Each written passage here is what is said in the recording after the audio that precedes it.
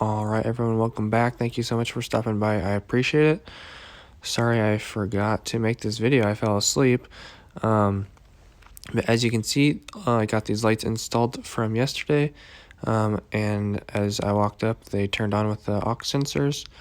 So those turned out pretty nice. Excited to get those up. The thing about these lights is they are extremely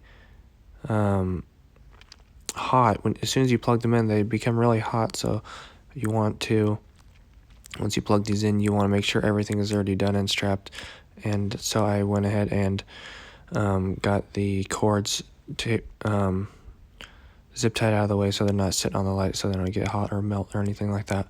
But anyways, after that, the rest of the day I worked on these hanging lights for the last these last 3 lights for the rest of the day. So there's 2 right here. The one on the left I hung from scratch, got this new light. My boss went ahead and prepped it for me, installing the aux sensors and wiring it. So I just went up there, mounted the box. I prefabbed the box with the whip on the ground. I just had to leave the box unassembled because I had to screw it to the ceiling, obviously.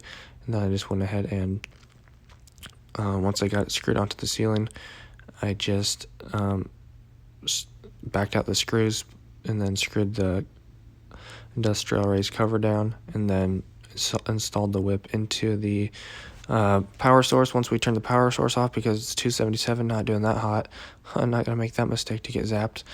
And then from there, I lowered the light on the right, and then at the end of the day, I went ahead and had to drive the lift into this spot, which I'll show you with the picture. But this box up here on the ceiling was on the left, so I just unscrewed it, whipped it to the right, and then dropped that light over this workstation. It was very tricky to get the lift in here, just because of the grid system of metal that they have. If you remember yesterday's video, the aerial picture, I believe it was in yesterday's video. But anyways, finally got this one taken care of and got this light over the workstation.